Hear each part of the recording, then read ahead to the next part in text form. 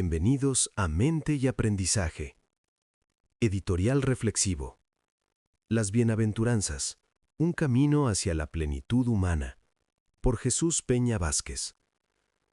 El discurso de las Bienaventuranzas, proclamado por Jesús en el monte según el Evangelio de Mateo 5, 1 al 12a, es un profundamente transformador en la vida del cristiano.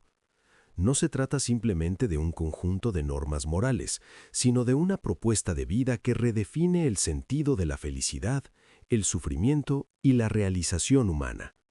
Desde lo psicoespiritual, las bienaventuranzas pueden entenderse como un itinerario de maduración interior que integra la dimensión emocional, relacional y trascendente de la persona. En primer lugar, Jesús sube al monte, se sienta y enseña. En este gesto simbólico, el monte representa el lugar del encuentro con Dios y la altura de la conciencia. Sentarse indica autoridad serena y cercanía. Enseñar supone acompañar procesos, no imponer verdades.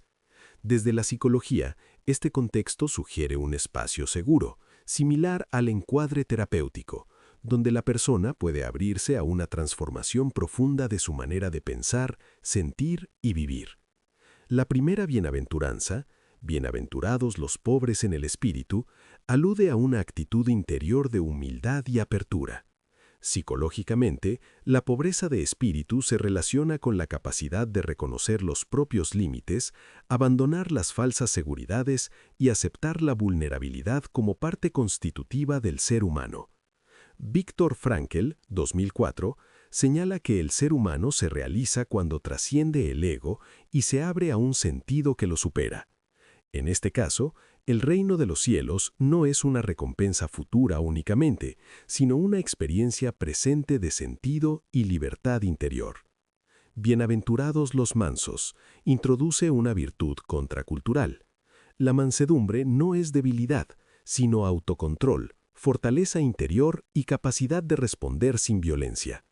Desde la psicología humanista, Carol Rogers, 1981, subraya que las personas verdaderamente maduras son aquellas que integran sus emociones sin reprimirlas ni descargarlas destructivamente. La mansedumbre permite relaciones sanas y favorece la convivencia, por eso heredan la tierra, construyen espacios habitables para sí y para los demás. La bienaventuranza de los que lloran reconoce el valor del dolor emocional. Jesús no niega el sufrimiento, sino que lo legitima y lo abraza. En términos psicoespirituales, llorar es una forma de contacto auténtico con la propia historia, una vía de sanación emocional. La represión del dolor suele generar bloqueos afectivos. En cambio, cuando el sufrimiento es acogido y elaborado, se convierte en fuente de crecimiento. Frankl, 2004, la promesa del consuelo divino se traduce psicológicamente en la experiencia de ser sostenidos y acompañados incluso en la fragilidad. Hambre y sed de justicia expresa un deseo profundo de coherencia, dignidad y verdad. Abraham Maslow, 1991, afirma que la autorrealización incluye valores como la justicia, la verdad y la bondad. Esta bienaventuranza conecta con la dimensión ética de la persona y con la necesidad de vivir de acuerdo con la propia conciencia.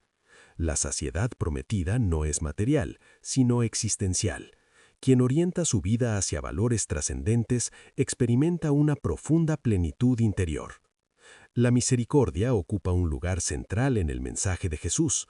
Bienaventurados los misericordiosos, señala la capacidad de empatía, compasión y perdón.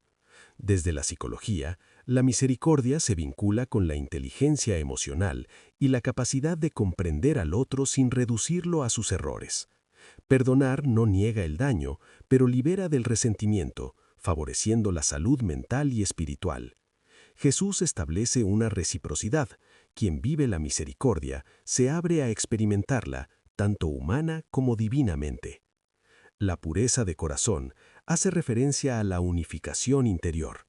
Ser limpio de corazón implica coherencia entre pensamiento, emoción y acción. En términos psicológicos, se relaciona con la autenticidad y congruencia personal. Rogers, 1981, Esta integridad permite una percepción más clara de la realidad y, en lenguaje bíblico, ver a Dios, es decir, reconocer su presencia en la vida cotidiana y en el rostro del otro. Los que trabajan por la paz encarnan una espiritualidad activa. No se trata solo de ausencia de conflicto, sino de construir relaciones justas y reconciliadas. Psicoespiritualmente, la paz exterior es reflejo de un proceso interior de integración y sanación. Ser llamados hijos de Dios expresa una identidad profunda. Quien vive desde la paz participa del modo de ser del Padre. Finalmente, las bienaventuranzas sobre la persecución revelan la dimensión pascual del camino cristiano. Vivir según el Evangelio puede generar rechazo, pero también otorga una profunda libertad interior. Frankl, 2004, afirma que incluso en el sufrimiento inevitable, la persona conserva la libertad de elegir su actitud. Jesús invita a la alegría no como negación del dolor, sino como certeza de que la fidelidad al amor tiene sentido y trascendencia. En conclusión, las bienaventuranzas constituyen un auténtico programa de crecimiento psicoespiritual. Integran la sanación emocional, la madurez psicológica y la apertura a Dios. Lejos de ser ideales inalcanzables, proponen un camino gradual hacia una vida más consciente, compasiva y plena. En ellas, Jesús revela que la verdadera felicidad no nace del tener o del poder, sino de un corazón transformado por el amor, la justicia y la esperanza.